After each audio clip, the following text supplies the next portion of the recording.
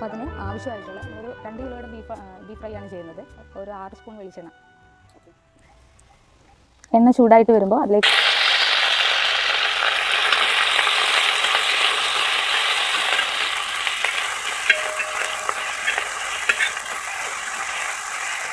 ഇതിനാവശ്യമായിട്ട് നമ്മളൊരു 4 വലിയ സവാളയാണ് എടുത്തേക്കുന്നത്.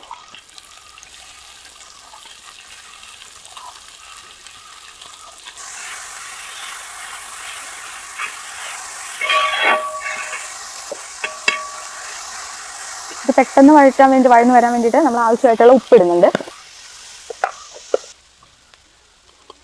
അത്യാവശ്യം ഒന്ന് സവാള വഴന്നു വരുമ്പോൾ ആവശ്യത്തിനുള്ള മഞ്ഞൾപ്പൊടി.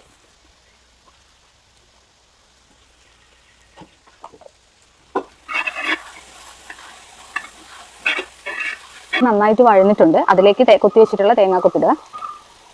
അപ്പം നന്നായിട്ട് വഴന്നു വന്ന സവാളയിലേക്ക് നമുക്ക് ആവശ്യത്തിനുള്ള മുളക് പൊടി ഇടാം. 4 സ്പൂണാണ് ഇപ്പോൾ നമ്മൾ ഇടുന്നത്. ഇതിൽ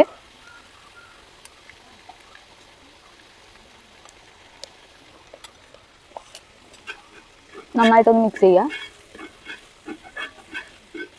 ശേഷം അതിലേക്ക് കുരുമുളക് പൊടി ചേർക്കുന്നുണ്ട്. 1 സ്പൂൺ കുരുമുളക് പൊടിയാണ് ഇടുന്നത്.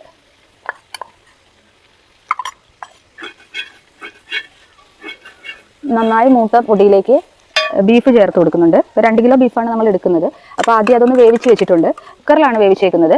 അപ്പോൾ 2 കിലോ ബീഫിലേക്ക് നമ്മൾ മുളക് പൊടി ഇട്ടിട്ടുണ്ട്, ഗരം മസാല, മഞ്ഞൾപ്പൊടി, ഉപ്പ്, ഇഞ്ചി വെളുത്തുള്ളി ചതച്ചത് ചേർത്തിട്ട് 3 വിസിലാണ് വന്നേക്കുന്നത്. അപ്പോഴത്തേക്ക് നമുക്ക് ബീഫ് വെന്തിട്ടുണ്ടാവും. അപ്പോൾ അത് ഇതിലേക്ക് ചേർത്ത് കൊടുത്ത് നന്നായിട്ട് മിക്സ് ചെയ്യുക. ഇതിപ്പോൾ ഇനി നമുക്ക് ഡ്രൈ ആയിട്ട് നന്നായിട്ട് കറുത്ത് വരുന്നവരെ നമ്മളിത് വഴറ്റണം. കണ്ടിന്യൂസ് ആയിട്ട് വഴറ്റണ്ട. നമ്മളൊന്ന് വഴറ്റി വെച്ചതിന് ശേഷം എല്ലായിടത്തും ഒരേപോലെ ഒന്ന് ചൂട് വന്നതിന് ശേഷം വീണ്ടും വഴറ്റണം. അടി പിടിക്കാതെ നോക്കണം. ഏകദേശം നമ്മുടെ ബീഫ് ഫ്രൈ ഇപ്പോൾ റെഡി ആയിട്ടുണ്ട്. അപ്പോൾ ഇതിലേക്ക് നമ്മൾ ചതച്ച് വെച്ചിരിക്കുന്ന പെരുംജീരകം ഇടുന്നുണ്ട്. അപ്പോൾ ഒരു സ്പൂണാണ് ചതച്ച് വെച്ചേക്കുന്നത്. അപ്പോൾ അത് ഇതിലേക്ക് ആഡ് ചെയ്യാം.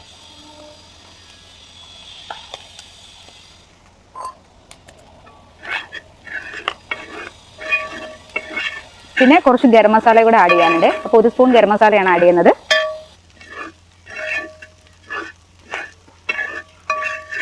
അവസാനം കുറച്ച് കറിവേപ്പിലയും കൂടെ വിതറിയിടുക.